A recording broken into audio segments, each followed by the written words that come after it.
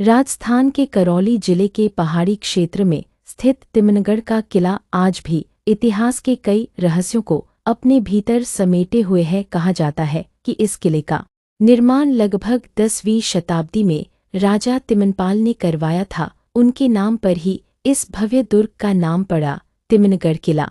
राजा तिमनपाल एक न्यायप्रिय और दूरदर्शी शासक थे। उनके राज्य में सुख शांति और समृद्धि थी। उन्होंने अपने साम्राज्य की रक्षा के लिए इस किले को बनवाया, जो चारों ओर से ऊंची पहाड़ियों और घने जंगलों से घिरा हुआ था। किला लाल और भूरे पत्थरों से बना था और इसके भीतर अनेक महल, मंदिर, बावड़ियां और विशाल द्वार बने हुए थे। कहा जाता है कि यहाँ 400 से अधिक मंदिरों का निर्माण हुआ था, जिनमें से कई आज भी अस्तित्व में है।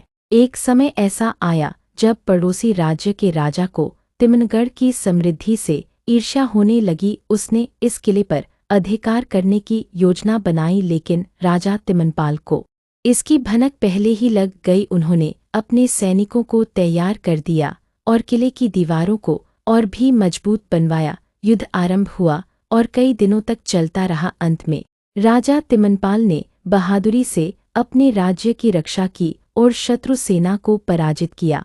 कहते हैं कि इस युद्ध के बाद किले के भीतर एक गुप्त सुरंग बनाई गई थी, जो किले को पास के जंगलों से जोड़ती थी। इसका उपयोग युद्ध के समय महिलाओं और बच्चों को सुरक्षित बाहर निकालने के लिए किया जाता था। यह सुरंग आज भी रहस्य बनी हुई है। स्थानीय लोगों का मानना है कि सुरंग के कुछ हिस्से आज भी किले के नीचे मौजूद हैं, लेकिन कोई भी वहां जाने की हिम्मत नहीं करता।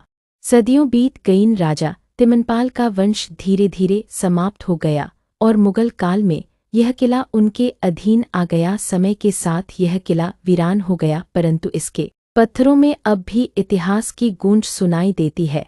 रात के समय स्थानीय लोग कहते हैं कि कभी कभी किले की दीवारों से ढोलंगाड़ों की धीमी आवाजें आती हैं, मानो राजा तिमनपाल की सेना फिर से तैयार हो रही हो।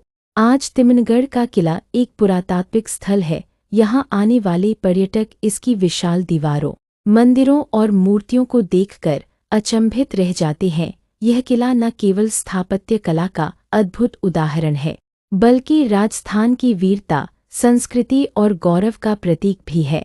राजा तिमनपाल का यह किला आज भले ही खंडहर बन चुका हो, पर उसकी कहानी अब भी जिंदा है, हर पत्थर में, हर दीवार में और उस वीरता की उस गाथा में जो आने वाली पीढ़ियों को गर्व से भर देती है।